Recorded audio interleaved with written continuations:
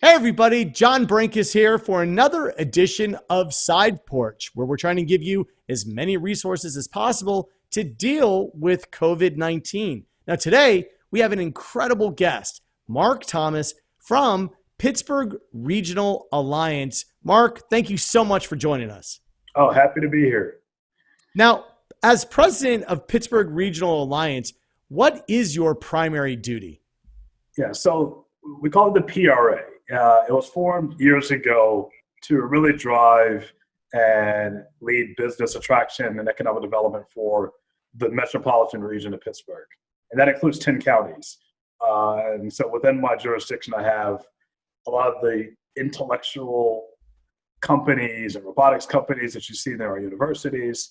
But I also have some of the more rural and outer areas that are heavy manufacturing, energy, that are also redeveloping a lot of their approaches to growth.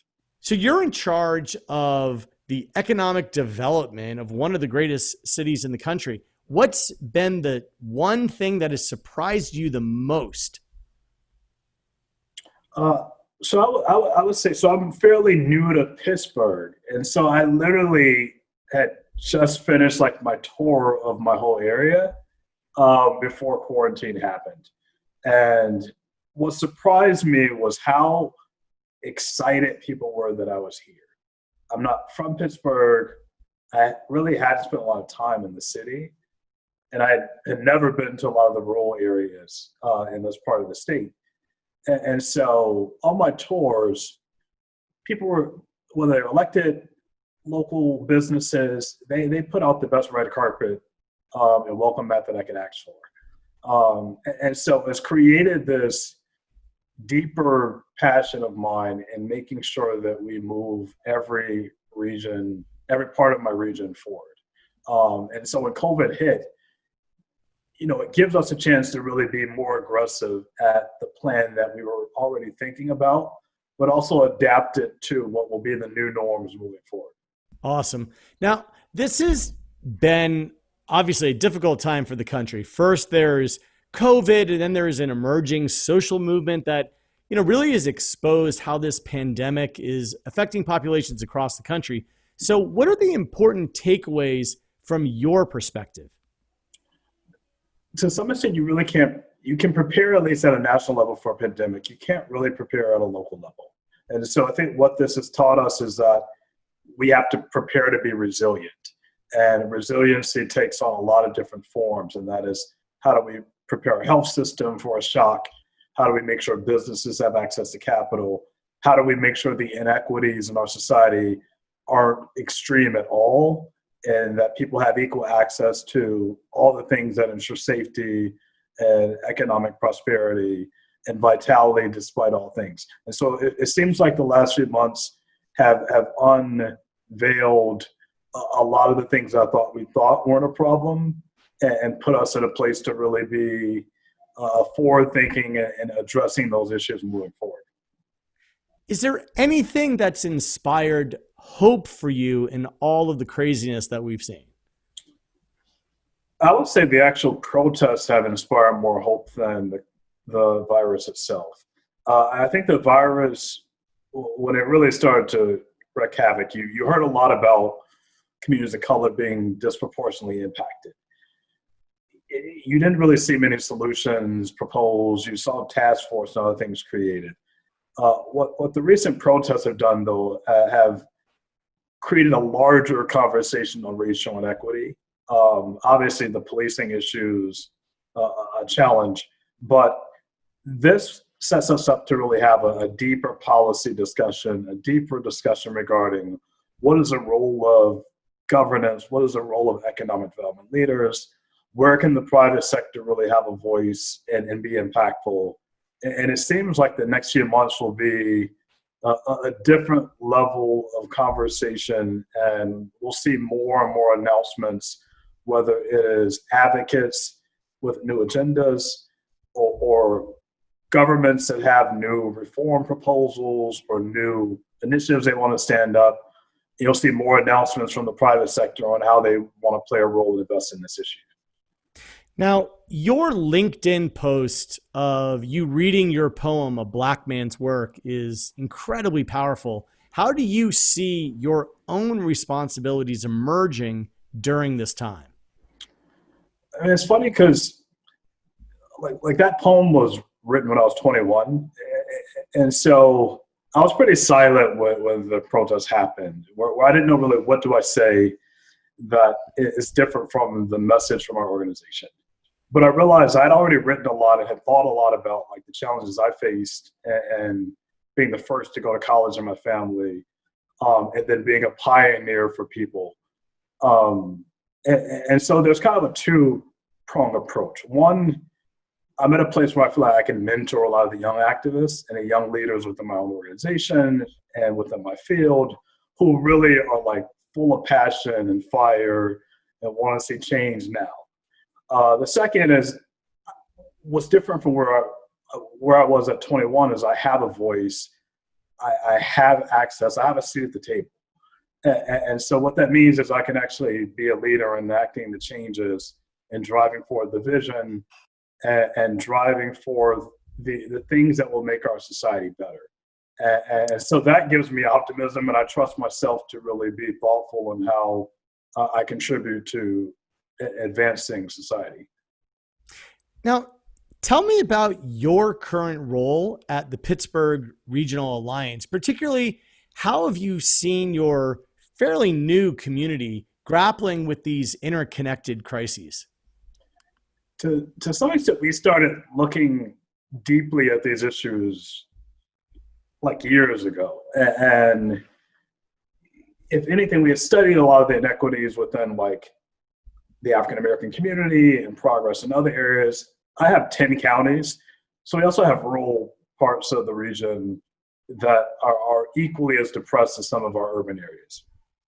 And so we were already looking at, okay, how do we maximize the investment that flows into those communities?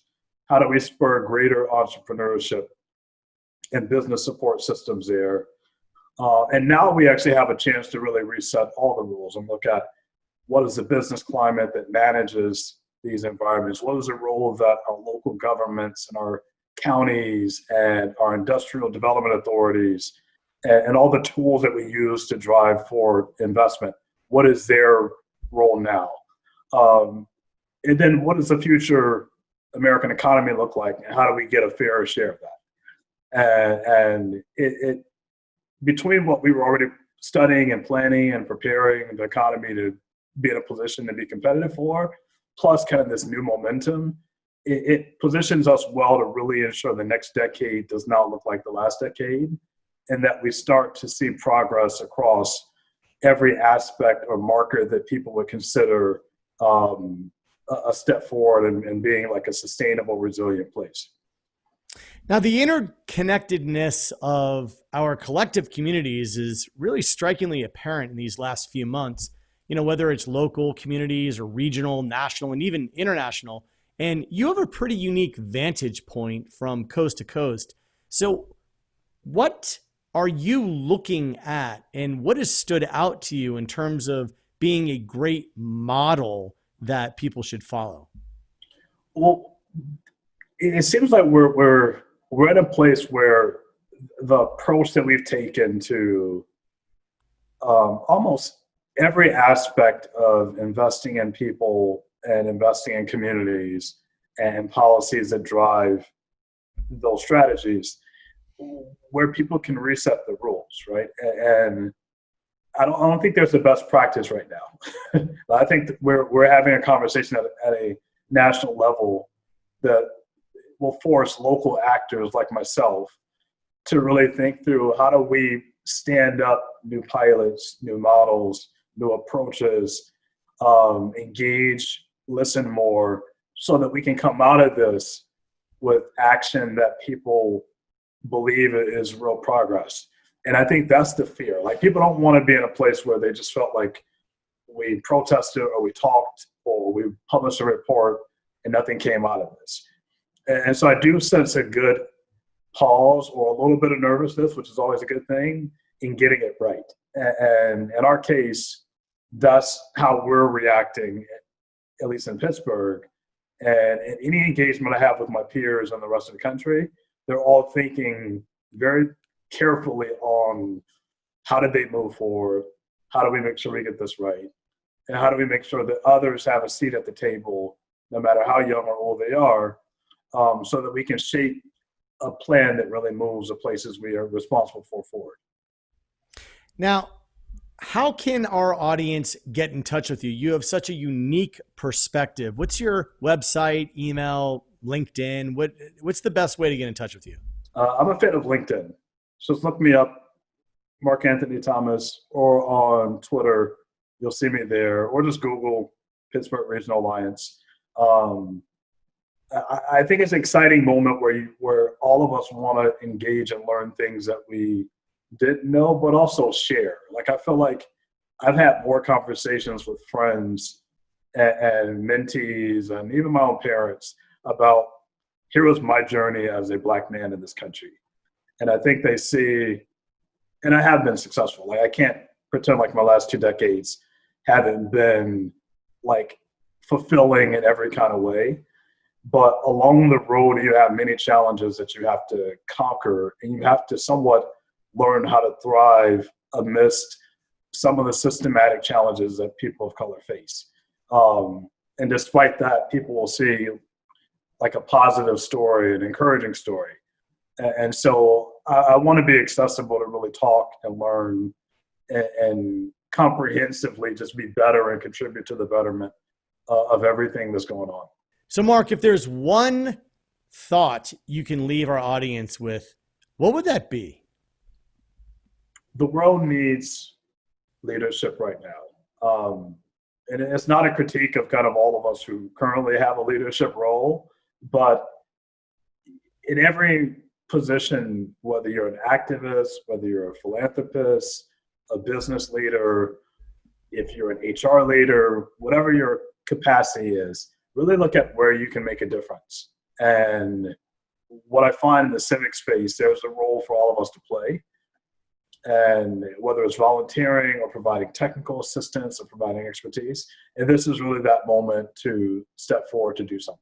Well, listen, Mark, I really appreciate you sharing your thoughts. You're doing incredible work. Thank you. I encourage everyone to get in touch with Mark and follow up. You know, it's incredibly important during this time to make sure that you are tapping into all the resources that you have at your disposal. And Mark has been gracious enough to provide you with his social media information and to do this interview. And we really can't thank you enough, Mark. Great. Thank you. Appreciate it.